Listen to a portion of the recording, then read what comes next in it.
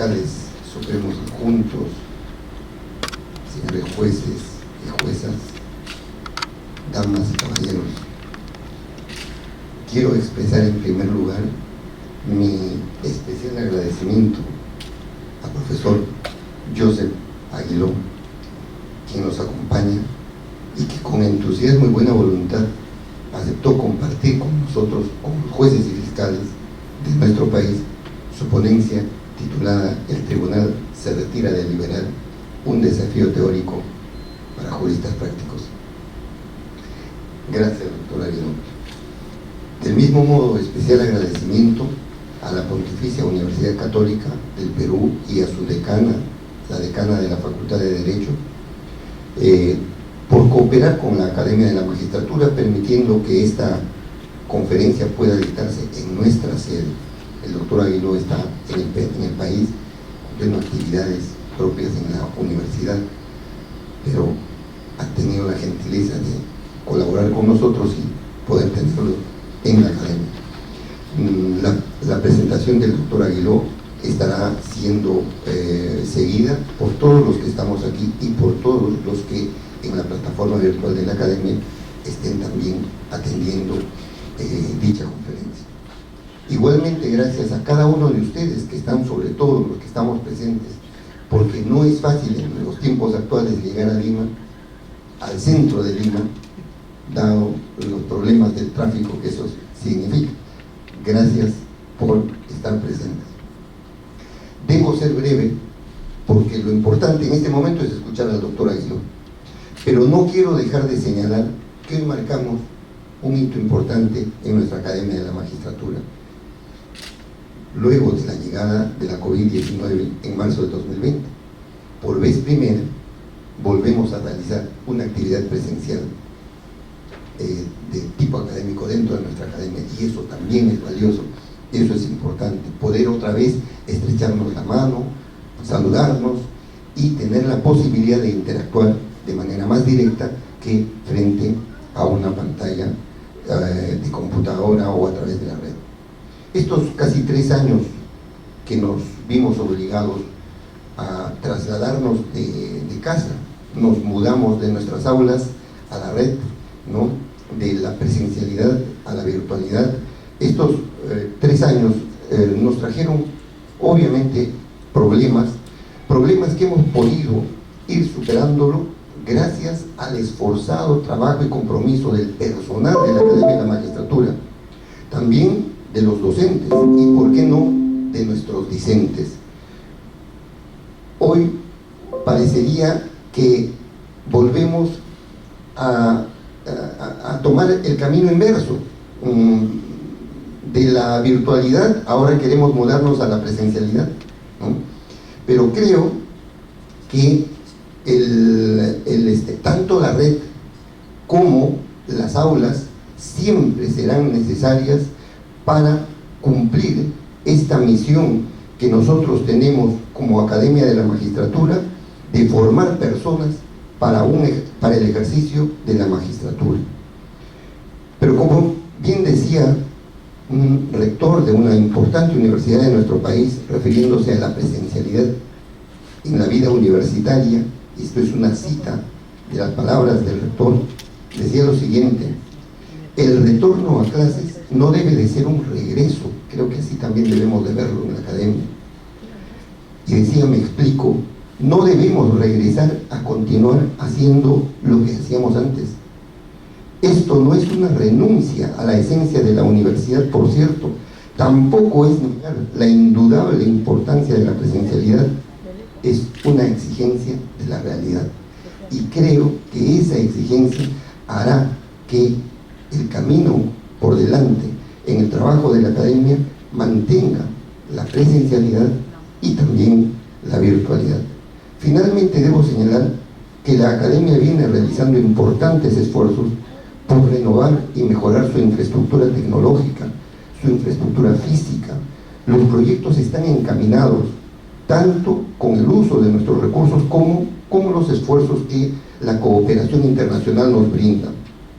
Del mismo modo, conocedores de que la buena formación es asunto de docentes y discentes, pero también de métodos y estrategias pedagógicas.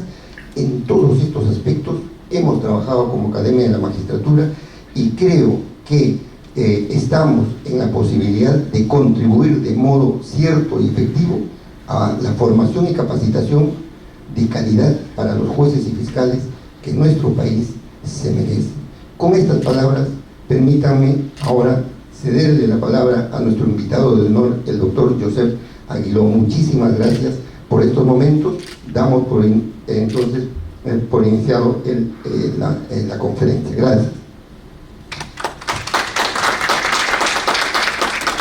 Agradecemos las palabras del señor presidente del Consejo Directivo de la Academia de la Magistratura y, continuando con el programa, cedemos el uso de la palabra al doctor Joseph Aguiló Regla, quien tendrá a su cargo la exposición de la conferencia del día de hoy.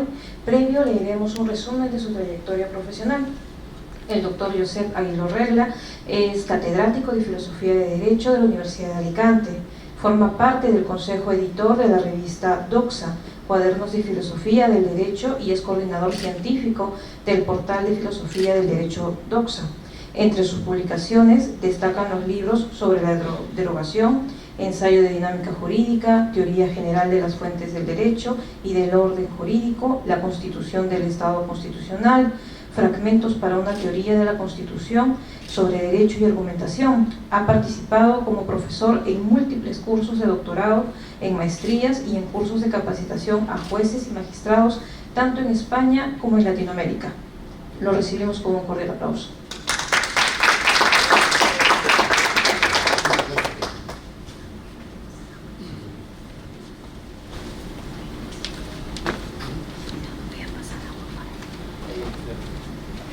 Buenas tardes, llevamos algo de retraso, cuesta realmente llegar aquí. Bueno, yo quiero empezar agradeciendo la amable invitación para poder participar aquí en la Academia. Yo hace años ya tuve el honor de impartir algunos cursos y algunas conferencias y para mí es un honor. Y quiero agradecer a la Pontificia Universidad Católica del Perú, pues porque si estoy aquí en Perú es gracias a ella y por tanto... Pero quiero también agradecer a Pedro Grandes, que si estoy aquí es gracias a él. Me propuso qué tal hacer una intervención aquí, yo acepté encantado, con lo cual también es de justicia. Las dos condiciones necesarias para que yo estuviera aquí eran la PUC y el doctor Pedro Grandes.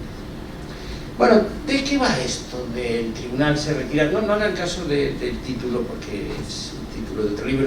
Voy a usar una imagen de este PowerPoint, pero no hagan caso del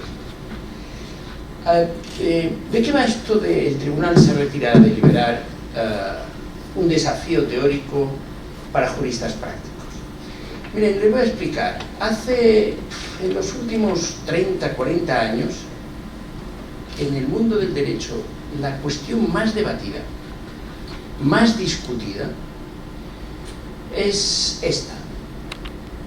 Ha tenido muchos vericuetos, pero todo es reconducible a esta discusión. En los casos, sitúense, para entender el problema, sitúense en las zonas de penumbra. Piensen, por ejemplo, en las fronteras entre el abuso sexual y la agresión sexual. Piensen en la frontera entre el precio normal del dinero y el precio usurario del dinero, ¿no? Piensen conceptos que son vagos, tratos inhumanos y degradantes. Piensen en conceptos difíciles, esos que tienen fronteras problemáticas, ¿de acuerdo?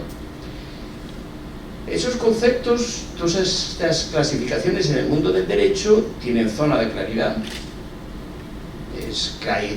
Hay casos que son claramente abuso, hay casos que son claramente agresión y luego hay dificultades, ¿se entiende? Problemas. Entonces, en esa zona problemática de los conceptos normativos que tienen zona de penumbra, en los últimos 40 años se ha discutido hasta la saciedad ad nauseam si ¿hay respuesta correcta?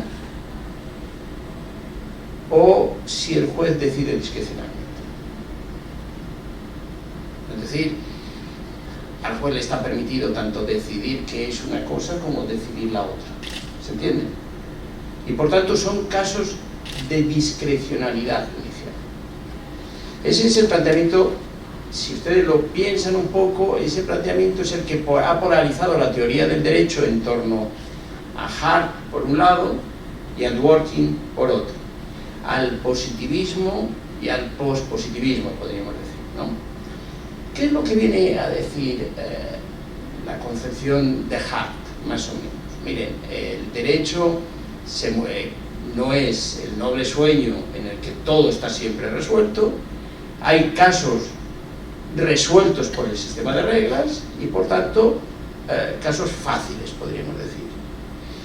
Y luego hay casos que no están resueltos por el sistema de reglas y que no están resueltos tampoco por las convenciones vigentes. No hay precedentes, no hay un consenso interpretativo claro y cosas por el estilo. ¿Saben? Entonces, ¿qué es lo que caracteriza a esos casos? Vendría a decir, se llaman hard cases en inglés, pero se han traducido a veces, vendría a decir, esos casos son casos controvertidos. Son casos en que no hay una convención vigente. ¿Se entiende? Si hubiera convención vigente, resolverlos sería fácil. ¿Se ven? Lo característico es que no hay acuerdo. Y cuando no hay acuerdo, quiere decir no hay solución correcta.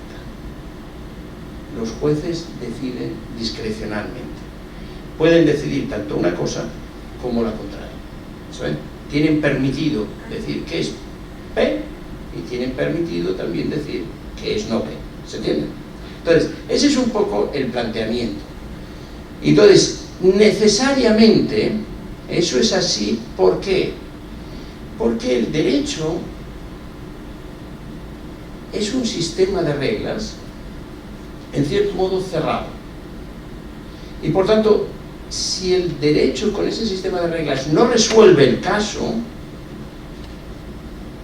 el juez va a tener que resolverlo, porque eso sí que es impepinable, está obligado a resolver y por tanto va a decidir discrecionalmente. ¿De acuerdo? Hart insiste mucho en, no va a decidir arbitrariamente, no decide porque sí, pone razones y tendrá razones, pero esas razones ya no son parte del derecho. ¿Se entiende? El derecho llega hasta donde llega la convención del derecho. ¿Se ven? Ese es el planteamiento. Y por tanto, los casos controvertidos, los casos que son controvertidos porque no hay convención en torno a ellos, son casos no resueltos y por tanto que deben ser decididos por el juez discrecionalmente. Repito, discrecionalmente no quiere decir arbitrariamente. Tendrá razones, pondrá razones, pero esas razones ya no hablan del derecho, hablan de ese juez. ¿Se entiende? Eso es lo que quiere decir, que es discrecional para el juez. Frente a esa forma de verlo, hay otra, que sería la alternativa, que vendría a decir, no. El derecho está formado por reglas autoritativas, etc. Pero aparte hay principios y hay lecturas posibles del derecho mejores y peores. ¿Se entiende? Y entonces, ante un caso controvertido de este tipo, que no hay acuerdo, que las reglas no resuelven, dice, el caso del juez tiene la responsabilidad y el deber de encontrar la mejor respuesta jurídica. ¿Se entiende? ¿Por qué jurídica? Porque el derecho no es solo reglas y convenciones sobre esas reglas. ¿Se entiende? Hay principios, hay valores, etc. Y entonces tiene la responsabilidad de buscar la mejor y justificar la mejor respuesta, que es la correcta. Y una vez que se tiene la mejor respuesta, todas las demás no están permitidas. ¿Se entiende? Entonces, en torno a eso, ¿y qué vendría a decir, Eduardo? Hay casos no solo controvertidos, hay casos fáciles, resueltos por el sistema de reglas, y hay casos difíciles, no solo controvertidos, sino difíciles. ¿Por qué son difíciles? Y son difíciles porque tienen respuesta correcta, pero no es obvio, no la tenemos a nuestra mano, ¿entiende? Por eso son difíciles.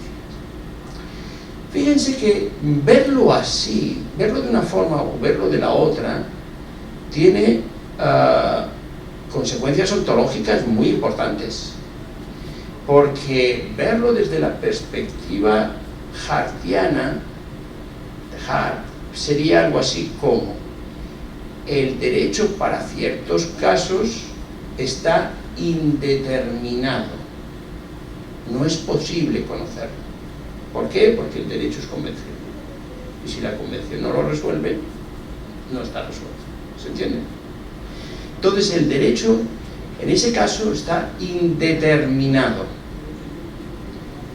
No podemos conocer cuál es la respuesta del derecho. Desde la otra perspectiva, el derecho no está indeterminado. Hay una mejor respuesta, pero no sabemos cuál es. Luego, es un problema difícil, pero no está indeterminado, es incierto, no lo conocemos, ¿de acuerdo? Pero no es imposible conocerlo, ¿se entiende? No la conocemos, no nos resulta manifiesta, pero podemos justificarla, ¿se entiende? Tiene sentido buscar, porque no todas las respuestas valen lo mismo, y unas son mejores que otras, y hay ingredientes en el derecho que nos permiten encontrar. ¿Saben? Bueno, eso ha polemizado, ha tenido múltiples variantes: el modelo de las reglas frente al modelo de las reglas y los principios, el modelo de la discrecionalidad frente a la única respuesta correcta, el modelo... Ha tenido múltiples variantes, pero lo que está detrás es esa idea de si el derecho se acaba en la convención vigente o si el derecho forma parte de la racionalidad práctica, y por tanto ahí están los ingredientes necesarios para tomar la respuesta correcta. Y entonces, ¿por qué el título de un desafío teórico para juristas prácticos? Les voy a decir, si uno le formula a los juristas de derecho positivo, a los académicos que se dedican al derecho administrativo, al derecho penal, al derecho civil, en general sostienen la tesis de la discrecionalidad judicial. Hay casos que el juez decide y hace de legislador, por decirlo de alguna manera. ¿Se entiende? ¿Por qué? Porque la convención no pone la respuesta. Y ya no digamos si hablamos de abogados. Los abogados, si uno hace una encuesta entre litigantes, todo el mundo, o sea, casi todos dirán: hay casos en los que el juez decide y no hay más, ¿no? Y decide por cómo es él, por cómo lo ve, pero que ese tipo de casos, esas fronteras, no tienen respuesta correcta. Claro, si uno se lo formula a los jueces se resisten mucho a decir que ellos deciden discrecionalmente casi nada. Se resisten, forma parte del background de los jueces la idea de que ellos deciden conforme a derecho, y por tanto que...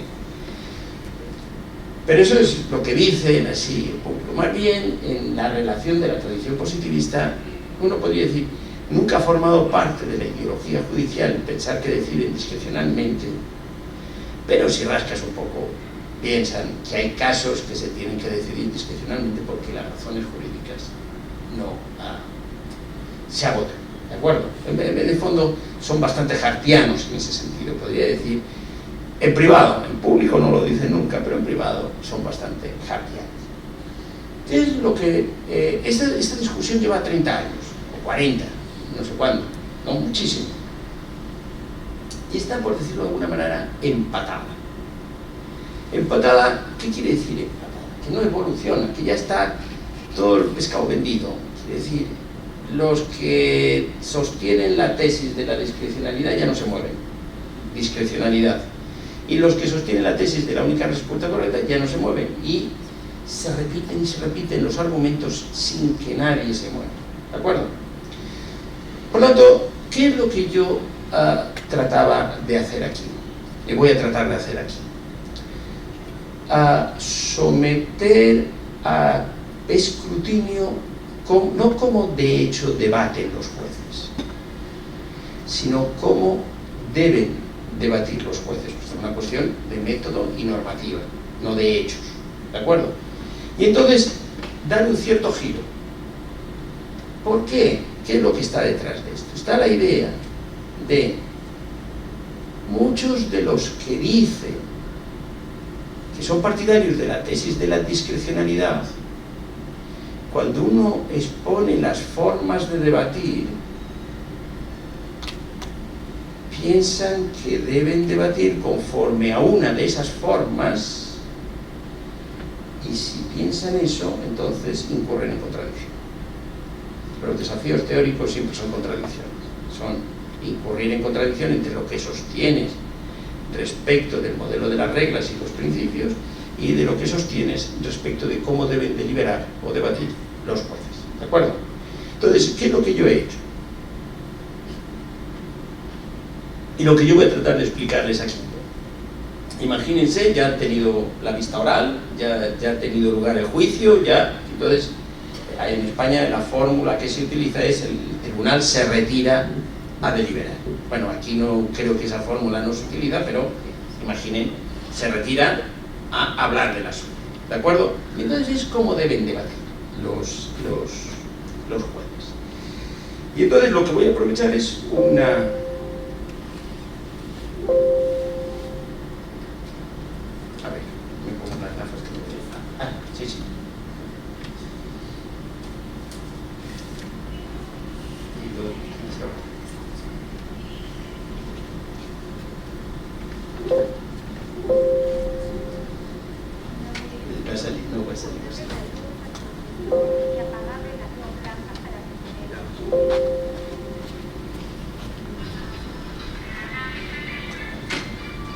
Ahora se ha movido una. Pues, esta no. Otra más. Otra más. Otra más. Esta es. Sé que rompe con todos los principios metodológicos del PowerPoint, que dicen poca información en el PowerPoint, pero aquí es una y en una está todo. ¿De acuerdo? Bueno, ¿qué les voy a contar yo ahora? Olvídense por un momento del problema que hemos estado comentando, ¿de acuerdo? Hay 4 formas básicas de debatir. ¿Cómo está construida esas 4 formas? Está construido de la siguiente manera. Las personas que debaten entablan una relación social y está vinculada a la idea de acuerdo. ¿De acuerdo? Tiene que ver con el acuerdo. Se debate, y los debates tienen relación con los acuerdos. ¿De acuerdo? Y entonces, como todas las relaciones sociales, los debates pueden ser cooperativos y conflictivos. ¿De acuerdo? Cooperativos y conflictivos, por un lado. Y pueden ser también actorales y temáticos. ¿Qué quiere decir que es actoral? Que la razón por la que los sujetos cooperan o entran en conflicto tiene que ver con la identidad de los sujetos. Cuando eso ocurre, decimos que esa relación es actoral o ese debate es actoral. ¿De acuerdo? Cuando la razón por la que cooperan o entran en conflicto está separada de la identidad, está separado, es algo lo que los une o los separa, entonces decimos que el debate es temático. ¿De acuerdo? Entonces, ¿qué es lo que me interesa que veamos? Si tomamos esas 2 variables, conflicto-cooperación, y actoral temático y las cruzamos entre sí, nos salen 4 modos básicos de debatir. ¿De acuerdo? El primero es, de cada uno de ellos podríamos, lo que me interesa ahora es que lo reconozcan, no es que entremos en todos los detalles, podríamos dar muchísima información de cada uno de ellos y la reconocería, ¿de acuerdo? Pero de cada uno de ellos podemos poner un nombre, atribuirle un nombre, asignarle una metáfora,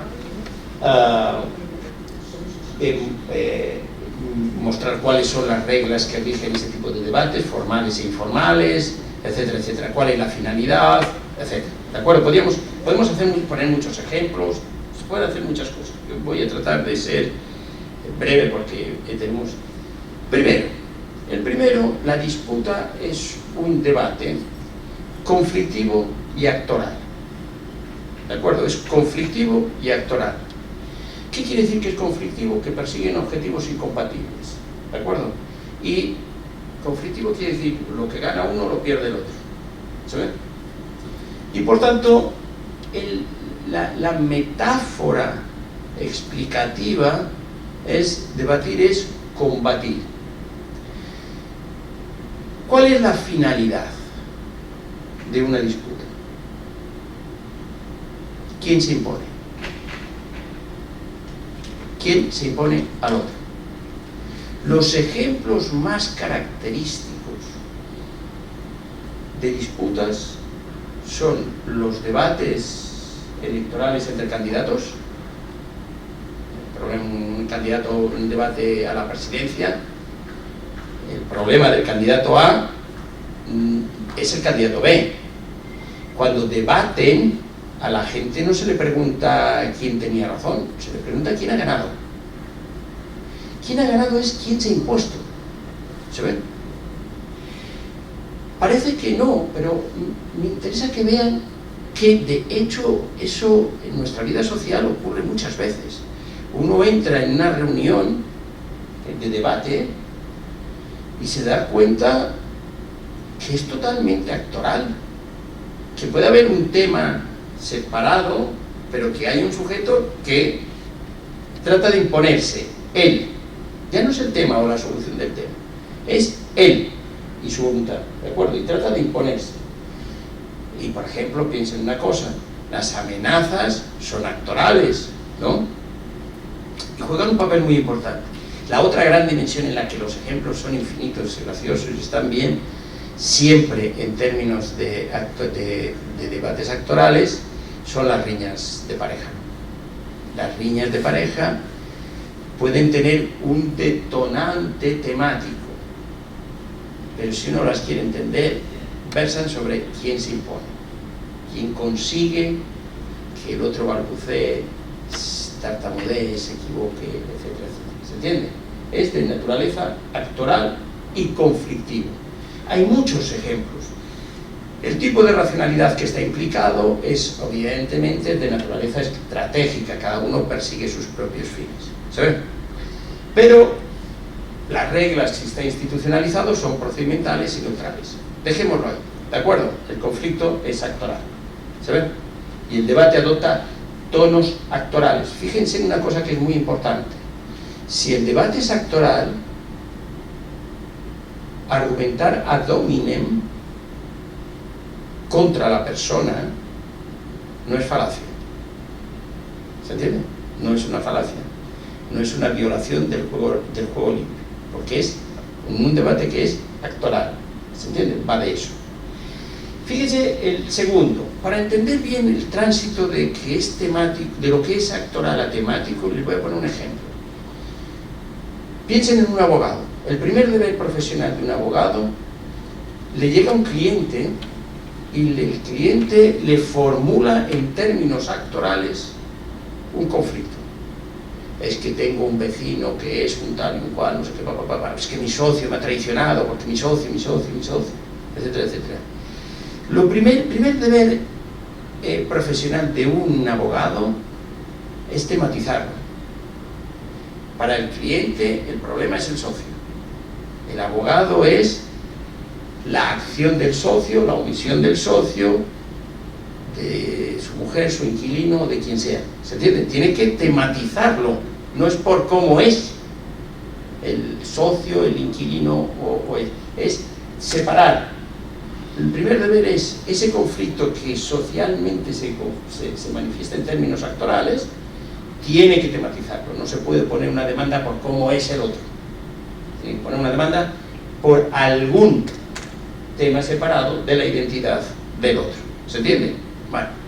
Entonces, si se fijan, las controversias son conflictivas, pero son temáticas. Hay algo separado de la identidad de los sujetos que es lo que hay que debatir. Un juicio adopta la forma de una controversia para las partes. ¿Se ve? Son pretensiones claras.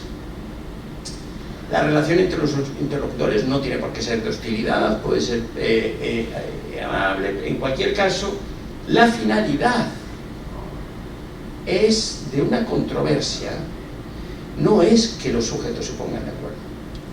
Fíjense que en una controversia, los sujetos que participan en ella tienden a formular como que su posición es clara, y es fácil, y es la correcta. ¿Se entiende? El problema es que no están de acuerdo con el otro. ¿Se ve?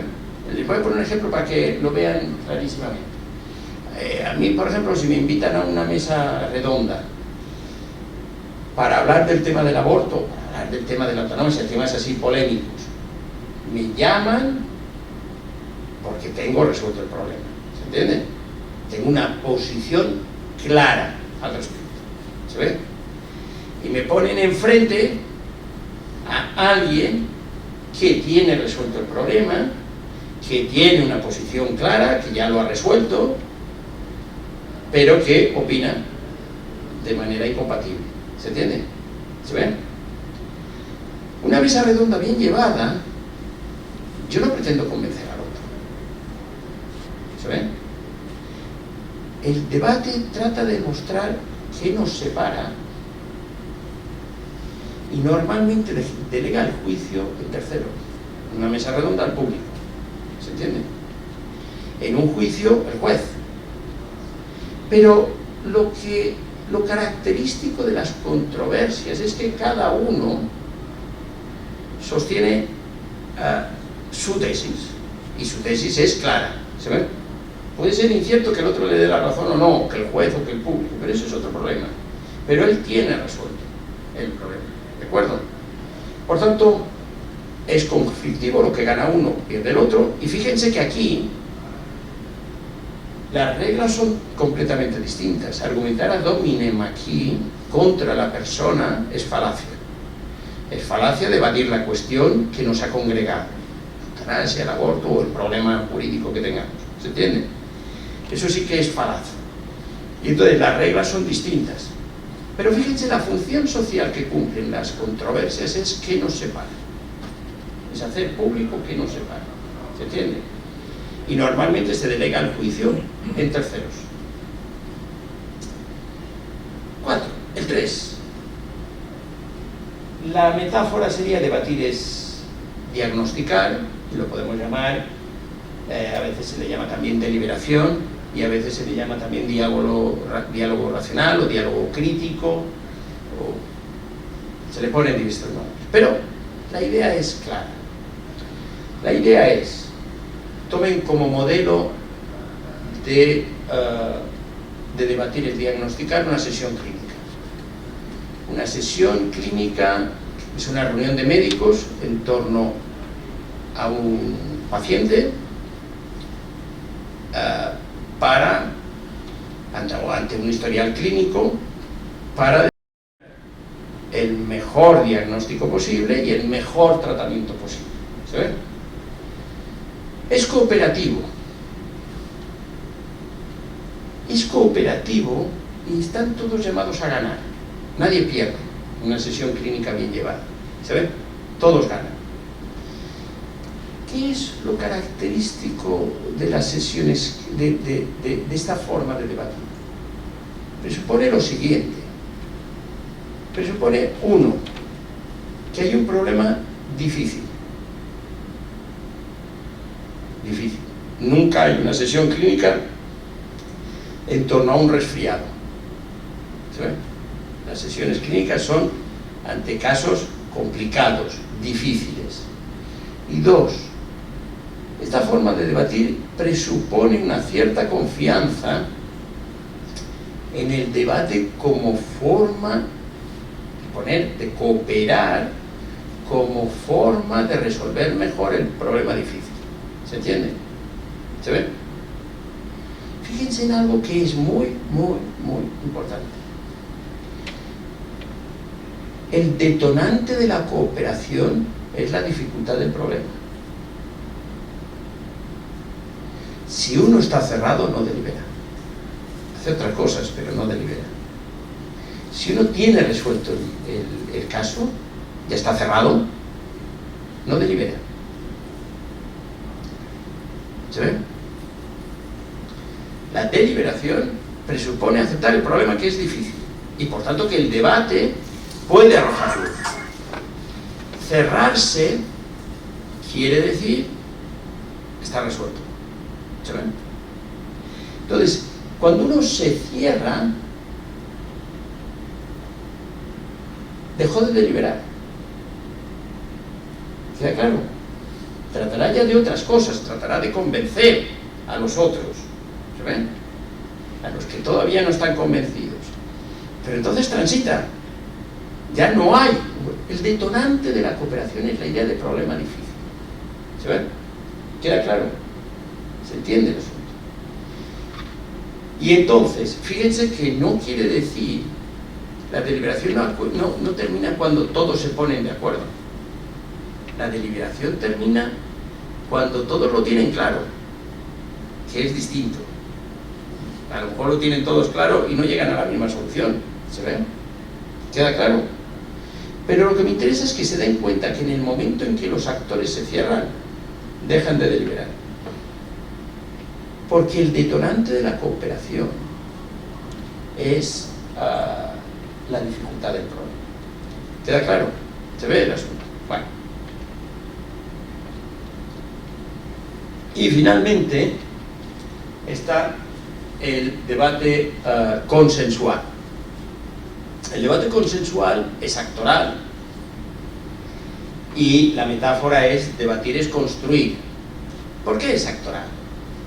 Porque en el fondo se piensa no que el problema está separado, sino que si no se ponen de acuerdo los sujetos, no hay solución al problema.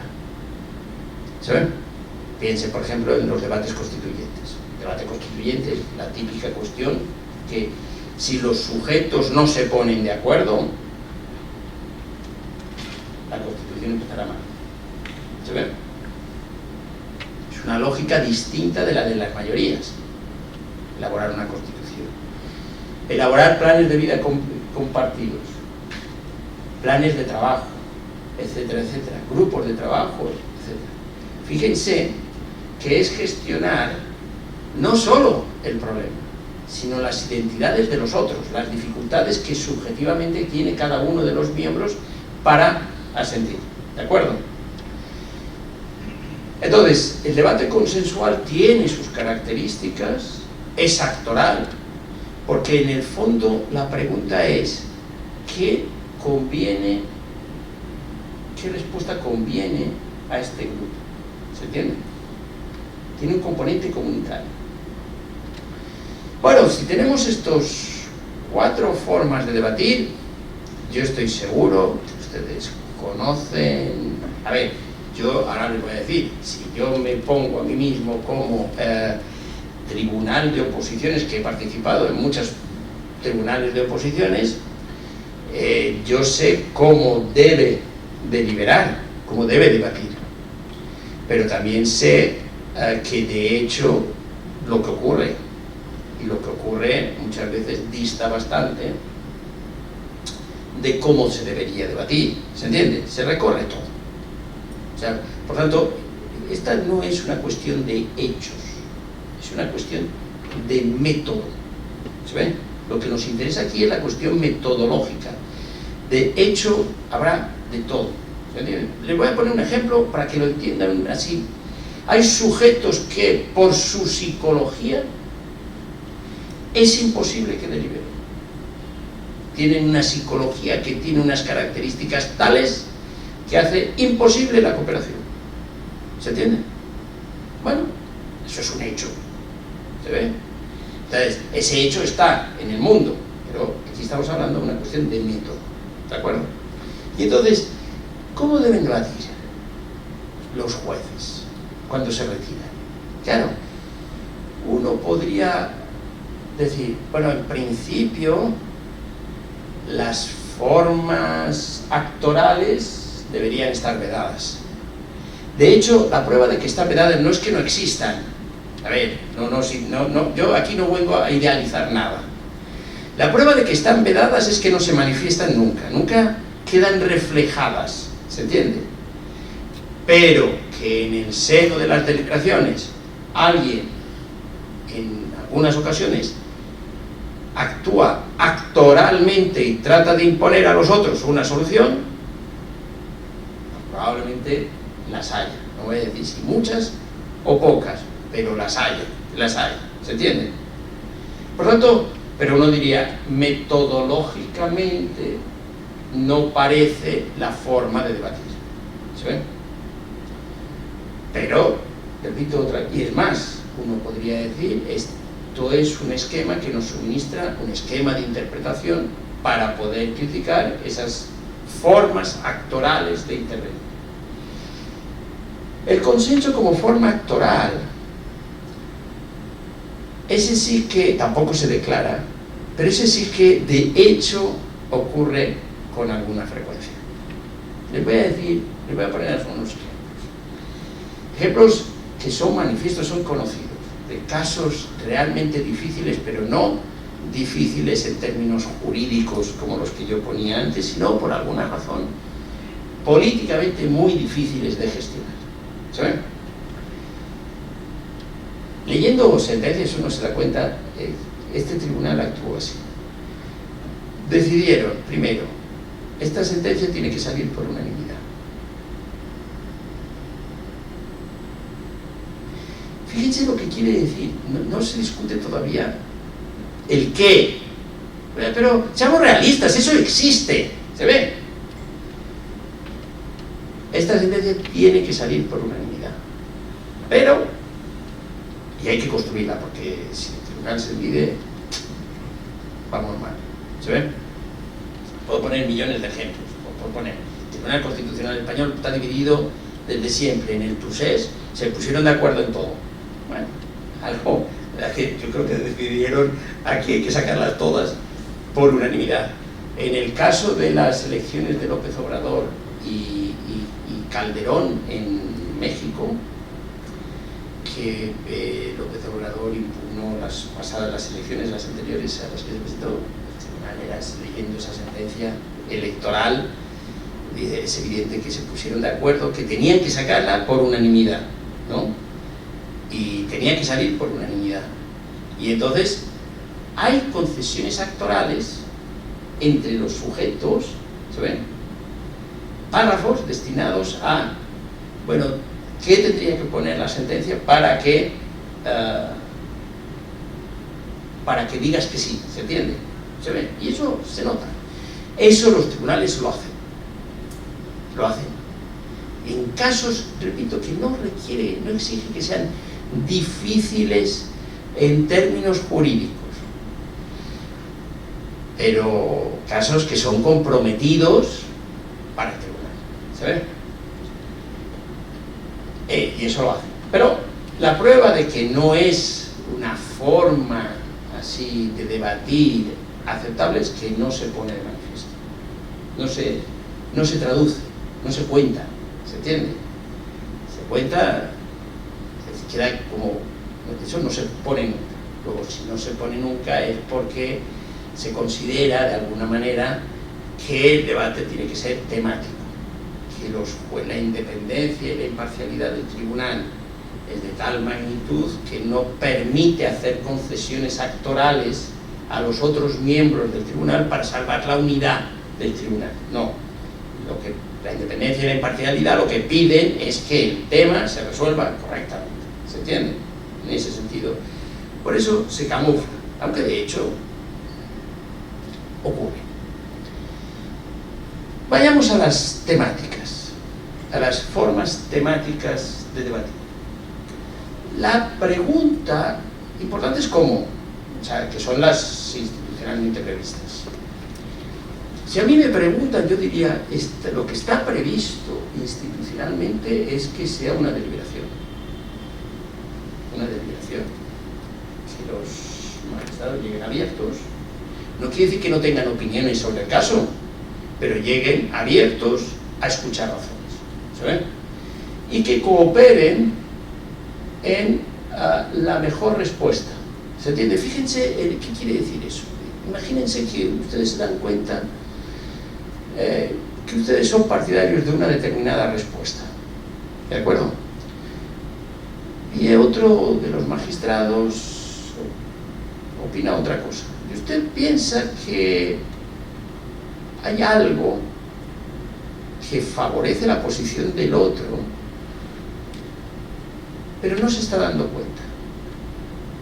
Eso que en un juicio te das cuenta que tu punto débil, el abogado de la otra parte no se está dando cuenta, pues hacer reserva mental, no pasa nada, ¿se entiende? Ahora imagínense en un debate de una sesión clínica en el que se ventila un diagnóstico importante. La reserva mental, uno diría, es jugar muy feo, ¿no? Es que no se están dando cuenta que hay tal síntoma que cambia el diagnóstico, pero yo no lo digo, ¿se entiende? ¿Se ve? Es decir, el debate debe ser cooperativo. ¿Pero cooperar en qué?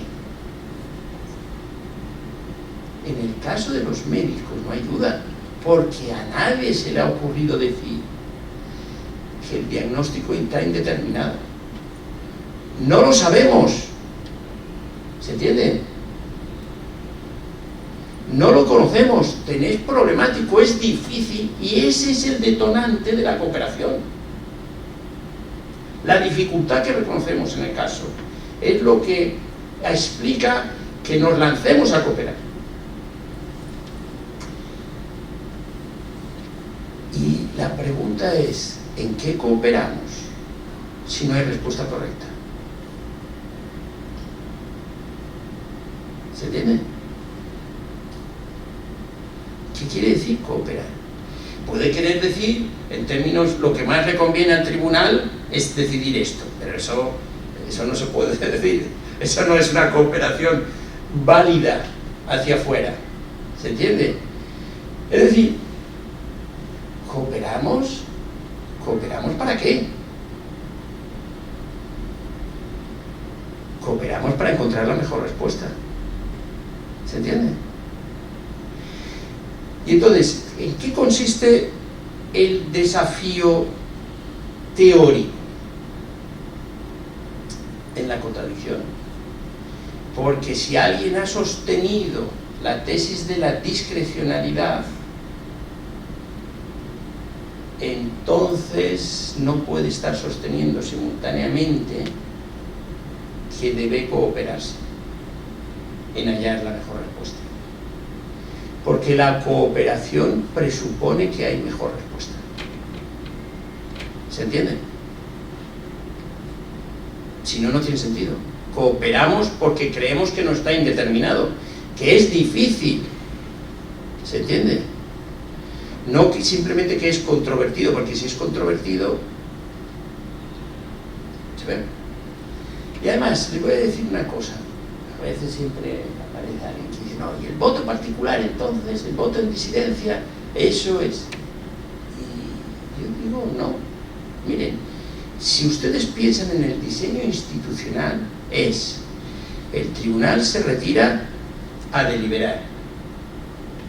Y eso quiere decir, implica salir a deliberar, porque el caso es difícil y lo amerita. ¿Se entiende?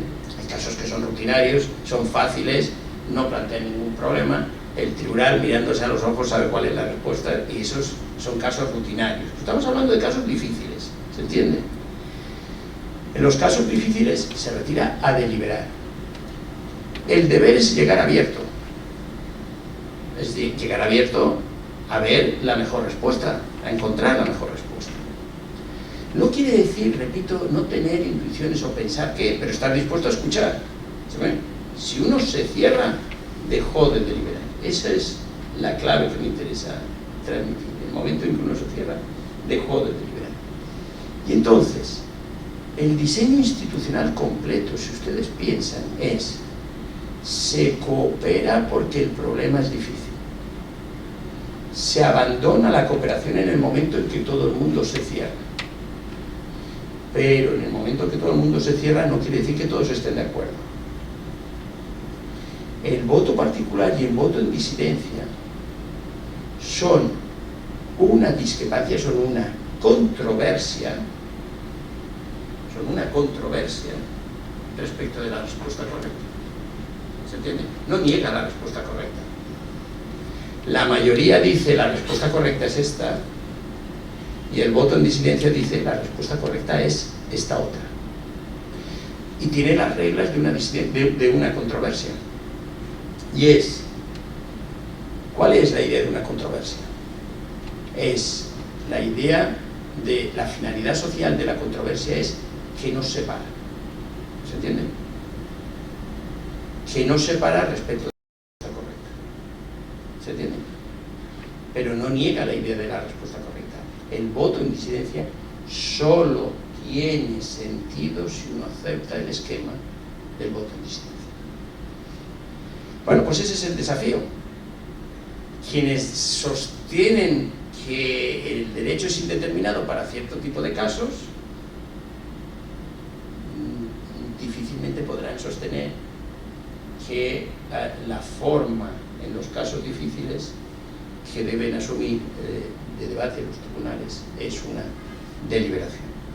¿Por qué? Porque la deliberación presupone que no está indeterminado. ¿De acuerdo? Y esa es la contribución que pensaba. Y ahora, si quieren preguntas, debatimos, como ustedes digan, como digan. Muchas gracias.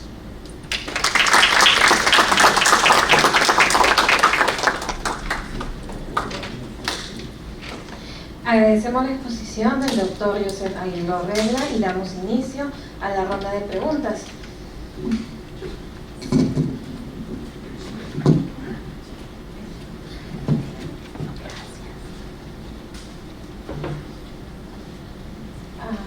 ¿Alguna persona?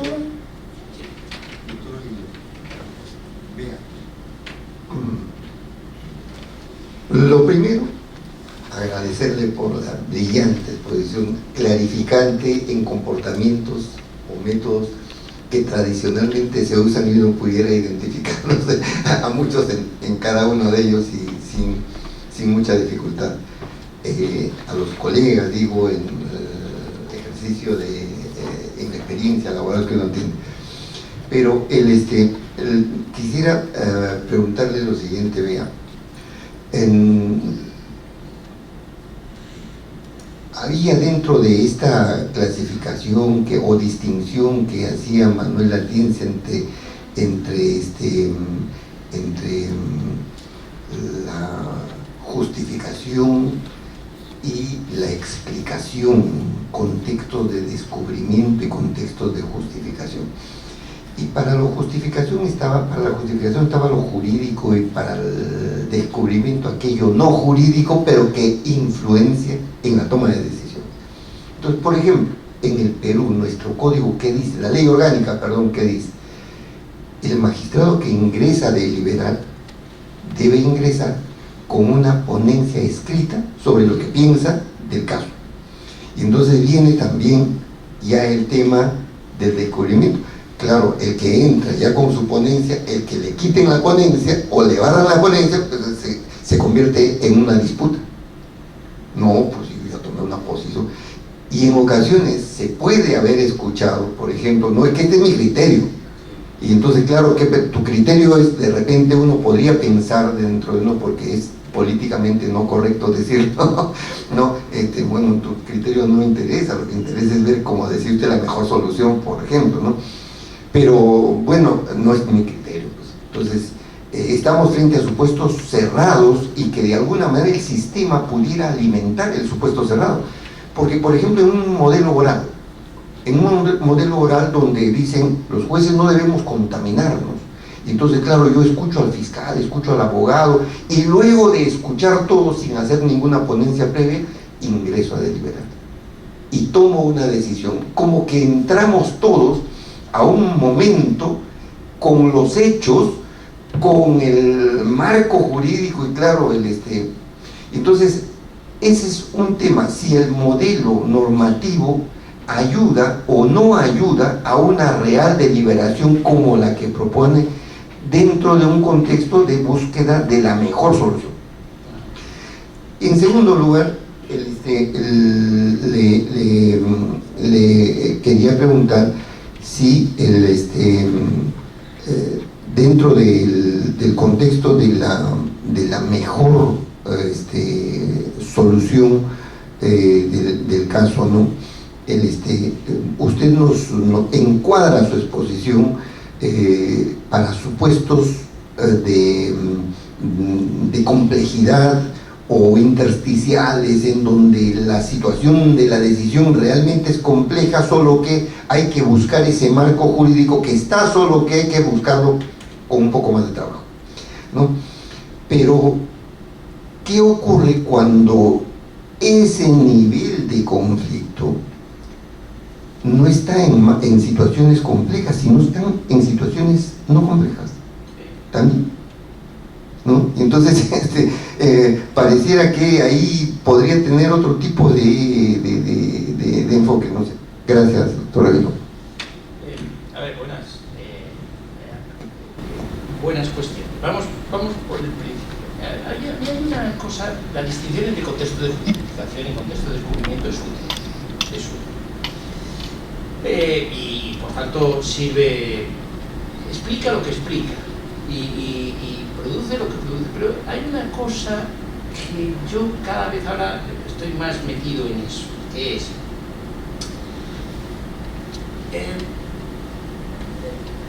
claro, le voy a decir, el debate, porque olvidemos por un momento el contexto de descubrimiento y contexto de justificación, porque esa no es la distinción que me interesa ahora. El mundo del debate se haya pillado por dos tipos de discursos que yo he tratado de evitar. Uno es el discurso muy idealizado, que es, por ejemplo, las reglas del discurso práctico general de Alexis. Eso es, si se pero ¿es idealizado en qué sentido? Si un colectivo de personas, o de Habermas, por ejemplo, si un colectivo de personas debatieran siguiendo estrictamente todas estas reglas, el acuerdo que alcanzasen sería un acuerdo justificado. No sería un acuerdo más, sería un acuerdo correcto. Sería, por decirlo de alguna manera, la verdad o la corrección. ¿Se entiende? Eso es, claro, ¿qué es lo que hacen? Atribuyen un papel ideal, el debate, lo idealizan el debate para decir qué es la objetividad, o qué es la verdad, o qué es lo correcto, lo que esos sujetos acordan. Claro, contado así, esas reglas, ¿qué papel cumplen? Justificativo. ¿Me entiendes? Claro, ese es un tipo de discurso que yo he tratado de huir. Hay otro tipo de discurso que es el que es completamente, que es cómo ganar en una discusión, y es puramente estratégico, y es cómo vender una moto, cómo ponderando sin ponderar, es decir, cómo se gana en una discusión. Es decir, que es el polo opuesto, ¿no? Que es muy, muy, muy estratégico y muy a los propios fines. Uno era muy idealizado y el otro es estrictamente a los propios fines. Claro, yo me he propuesto desde hace algún tiempo entrar en los debates en clave metodológica y viéndolos, humanizándolos, por decirlo alguna, aproximándolos a nuestras experiencias cotidianas, ¿de acuerdo? Entonces uno puede reconocerse, y no solo eso, decir, hay veces que se debatió mal, hay veces que se debate bien, cosas por el estilo. Por tanto, en lo de contexto de descubrimiento y contexto de justificación hay una visión muy idealizada del debate que cumple funciones justificativas. acuerdo? Que sí se ha debatido, siguiendo estrictamente estas reglas, esta es la verdad, o esto es lo correcto, ¿se entiende? Pero claro, es una visión muy idealizada y muy vinculada a la justificación. Yo he tratado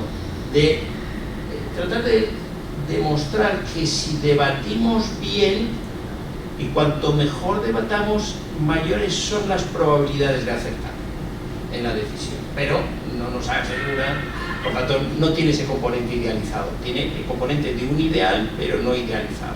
Por tanto, esa sería la cosa. Entonces, naturalmente, uno podría, cuando yo he hecho, hay sujetos que son incapaces de deliberar, esa es una explicación psicológica de por qué algunos sujetos es incompatible con ellos la deliberación, y es más, diría, solo entienden la disputa correctamente, o sea, solo son...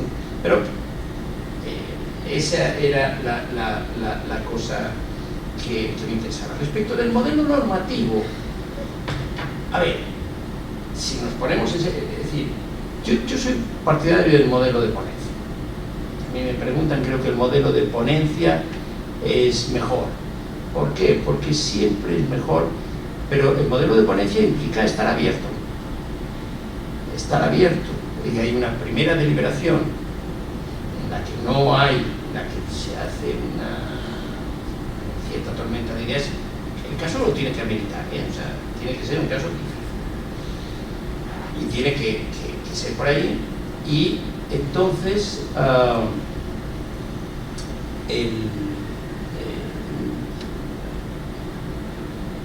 ¿qué es lo que me interesa mostrar? Que el modelo normativo, el de la ponencia, en el fondo facilita, y el trabajar en torno a un único texto facilita la idea de el tribunal a decidir.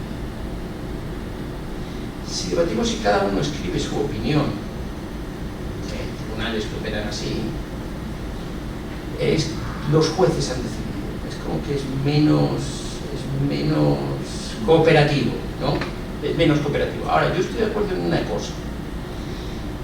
Una de las cosas que cuando uno habla de debates, normalmente no aparece, es que los debates tienen costes psicológicos. Tienen costes psicológicos para el colectivo. El colectivo que debate, algunas veces de un debate alguien sale quemado. Alguien sale dolido porque había estado trabajando en eso y resulta que los otros tiene coste, ¿de acuerdo? Fíjese que en eso, saber administrar correctamente los costes es una cuestión actoral, consensual, que es importante y que uno podría decir, a lo mejor no vale la pena debatirlo todo o llevarlo todo, sino solo las cosas realmente relevantes, ¿se entiende? Y que haya ahí un ajuste de prudencia respecto de lo que habilita ser realmente debatido y lo que no lo habilita porque tiene costes. Y en eso, saber administrar eso, encontrar, yo le voy a decir, cuando hablas con jueces así de larga trayectoria, siempre te cuentan, alguna vez, somos muy amigos, y ya es un juez así, dice, yo estoy encantado, nos miramos a los ojos y ya nos entendemos, ¿sabes? Podemos decírnoslo todo. Es decir, ha encontrado la comunidad de debate, pero claro, lo que te está contando es periodos largos de su vida profesional en las que eso estaba ausente, ¿no? Y entonces te cuenta que ahora está encantado. Por eso, porque... y entonces, en ese sentido, sería mi respuesta. Hay costes, y efectivamente hay costes y hay que saber administrarlos, y también hay que saber... a ver, lo voy a decir de otra forma. Veámoslo en términos académicos. En mi departamento en Alicante debatimos mucho, y los trabajos, todo lo que se publica, se debate colectivamente, y si es un foro un poco cruel. Tiene costes, sales de esos seminarios, algunas veces que has puesto algún trabajo quemado, y dices, nunca más, no sé qué, pero es así como a largo plazo, en el fondo el debate contribuye a mejorar. Si uno lo mira, es así, es como una cuestión de largo recorrido, no caso a caso, ¿no? Y entonces Yo creo que eso tendría que formar parte de la cultura de los tribunales, que debe debatirse, y que es una mala praxis adherirse directamente a la ponencia. Y me voy a decir una cosa, hay una cosa que a mí me fastidia mucho de los juristas, que es creer que las garantías se hacen solas. Se hacen solas. Las garantías son deberes. Al final, dices, que sea un tribunal colegiado es una garantía. Sí. Si todos y cada uno de los miembros del tribunal cumplen con su deber. Si no, es una pura legitimación. ¿Se entiende? Es la antítesis de una garantía. ¿Se ve? No se hacen solas las garantías. Un sistema de recursos es una garantía. Si quien ve el recurso lo estudia. Porque si le da el visto bueno así, ¿se entiende? Por corporativismo, podríamos decir. No hay garantía. ¿Se ve? Las garantías son deberes. Al final, algo está garantizado si los llamados sujetos responsables cumplen con su deber. Si no, no ocurre. ¿Se ve? Se convierte más bien en lo contrario, en una pura legitimación de algo.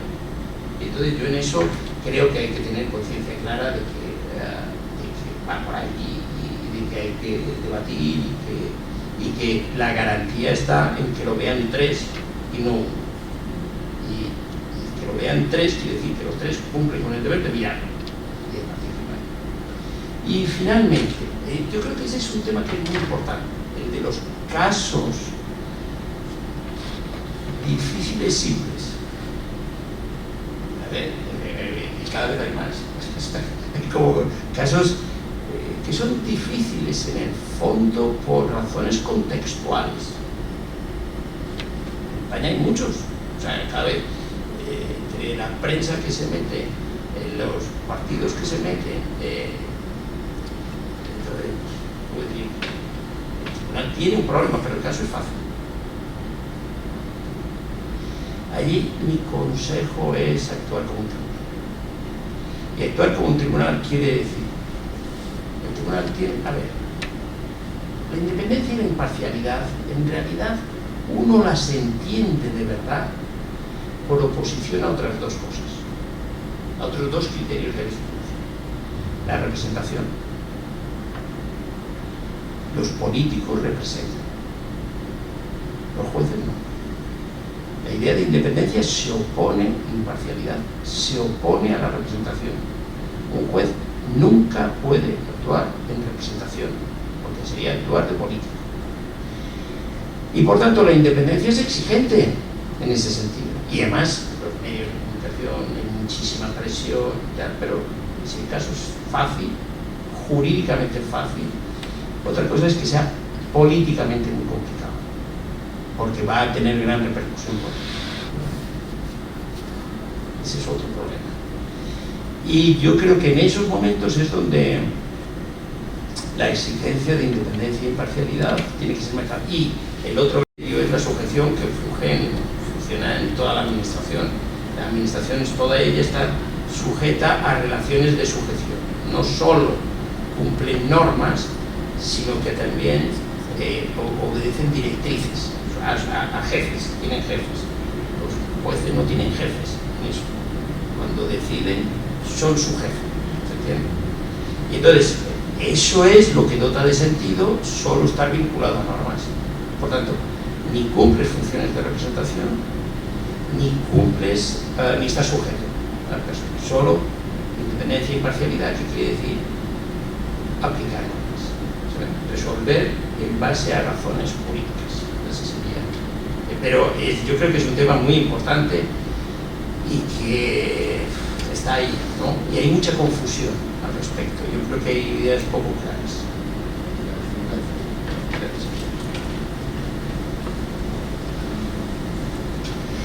Reiteramos nuestro agradecimiento al doctor Josep Aguiló Regla e invitamos a...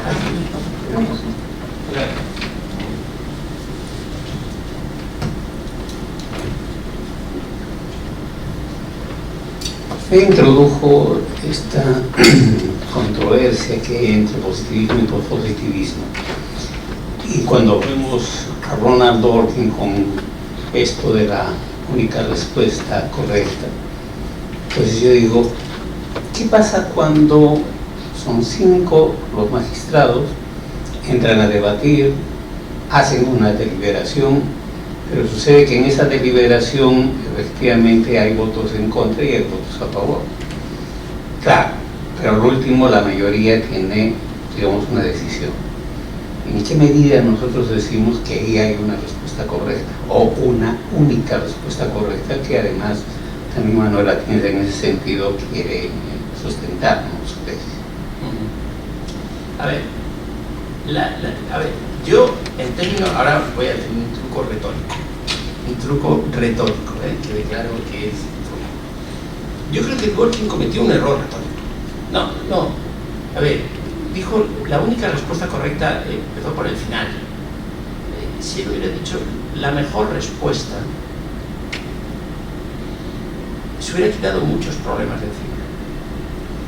Porque ¿cómo sabemos? A ver, en esto del derecho no ocurre como con los diagnósticos médicos, que es que si hierras el diagnóstico y hierras el tratamiento, pues no se cura el paciente. O sea, sí, entonces lo ves, dices, hicimos un mal diagnóstico, ¿no? Y entonces tienes una fuente de una instancia que te indica que te equivocaste en el diagnóstico. Claro, en el mundo del derecho eso realmente no pasa. Realmente no pasa. Yo diría, hagan así un acto de retrospección todos los que han puesto sentencias. Yo siempre les digo lo mismo. Piensen en aquellas sentencias que si pudieran no podrían. Claro, elijan 5 que fueron equivocadas. Eso se sabe, ¿se entiende? No quiere decir que todas, pero tal. No, eso es en términos, no es cómo lo sabemos. En la práctica están los criterios. Otra cosa es que uno actuará de buena fe, movido por la mejor intención, por creer lo que era el derecho en ese momento, etcétera, etcétera, que es lo que se le pide, ¿se entiende? Pero que con el tiempo se da cuenta, eso se decidió mal. Por los criterios, y por qué ha madurado el asunto, porque lo has madurado. Es verdad que a veces tienes que tomar decisiones en condiciones que dirías, esto requiere más meditación, más deliberación, más... O sea, yo estoy de acuerdo. Pero inserto en la propia práctica está los criterios de corrección. Y entonces, ¿cómo lo sabemos? Mire, no lo sabemos. En el mundo del drama del derecho, ese es un drama. Bueno, es el drama, pero es también la virtud del derecho. Se lo voy a decir así. Una buena sentencia y una mala sentencia jurídicamente valen lo mismo. Lo voy a decir así. Si a mí me quitan, si yo me divorcio y me quitan a mis hijos, por ejemplo, en la sentencia, tanto si es buena como si es mala, me los han quitado. ¿Se entiende? El problema del derecho es que es un fenómeno de poder que afecta extraordinariamente a los intereses de la gente, y las decisiones judiciales es un fenómeno de poder que afecta de manera extraordinaria. El problema nuestro no es de hecho deciden 3, deciden 4, ¿saben? El problema nuestro es bajo qué condiciones decimos que una decisión está bien tomada. ¿Se ven? ¿Queda claro? Y ese es el problema del método, porque una mala sentencia y una buena sentencia valen lo mismo. Una sentencia de última instancia, buena y mala, todos sabemos, hemos leído sentencias del Supremo, buenas y malas. ¿me entiende? Pero vale lo mismo. Si me quitan la pensión, me la quitaron, ¿se ve? Entonces, el problema del método es bajo qué condiciones consideramos que una sentencia es buena, bajo qué condiciones consideramos que es racional el debate, etcétera, etcétera. Lo único que yo aquí digo no es si sabemos si se ha acertado o no, que eso no lo vamos a poder saber, ¿se entiende?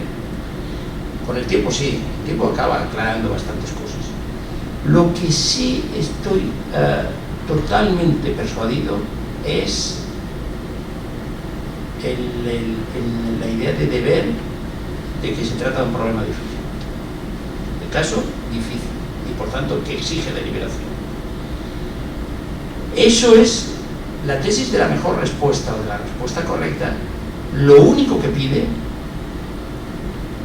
porque no viene marcada, esta es la respuesta acertada, no es como un test que tú lo pones, no lo sabes, hay incertidumbre, pero lo que sí sabes es cómo debe debatirse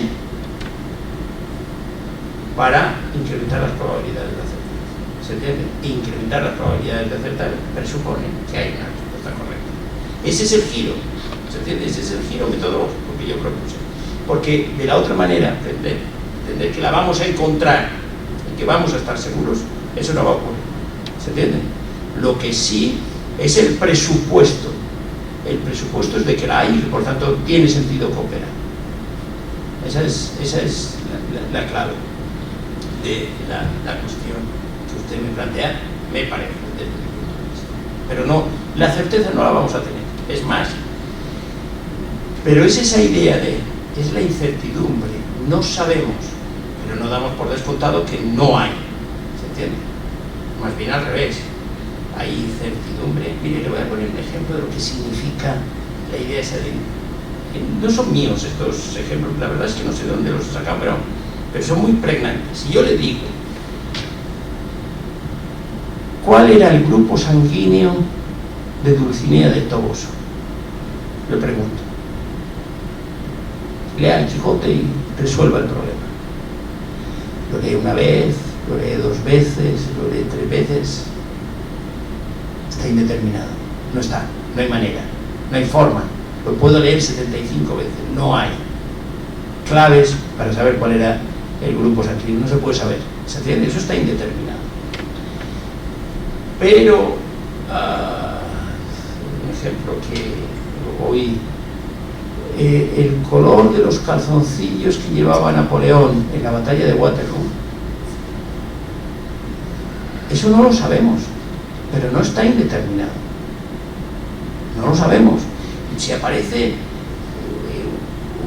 un diario de una ayuda de cámara de Napoleón que decía que los días de las grandes batallas se reservaba, ¿se entiende? Eso no está indeterminado, no lo sabemos. Pero podríamos saberlo, ¿se entiende? Podríamos llegar a saberlo. En relación con el derecho, es esa idea. Los que dicen el derecho es una convención, no hay más. Y llega hasta donde llega la convención, pero no llega a más.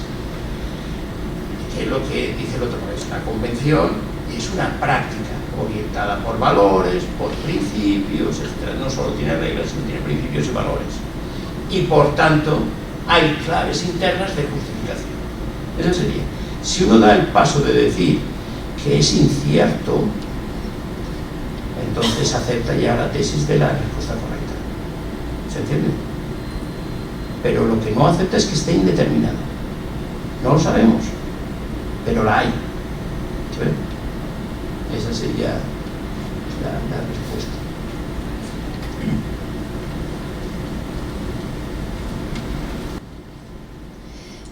Reiteramos el agradecimiento al doctor Josep Aguilar Regla e invitamos al señor presidente del Consejo Directivo de la Academia para la entrega de un reconocimiento y merchandising.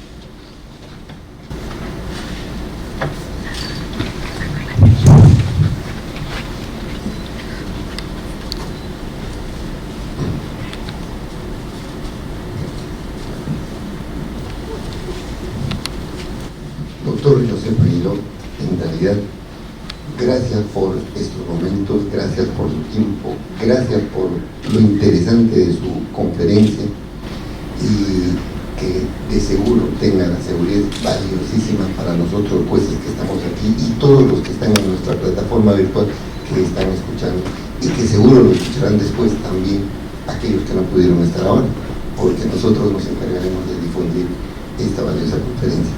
Y en reconocimiento a su apoyo, a esta buena voluntad de estar con nosotros, reciba este diploma de la Academia de la Magistratura con el mayor deseo de que exprese lo mejor que nosotros podemos. Muchísimas gracias, doctor Aguilar.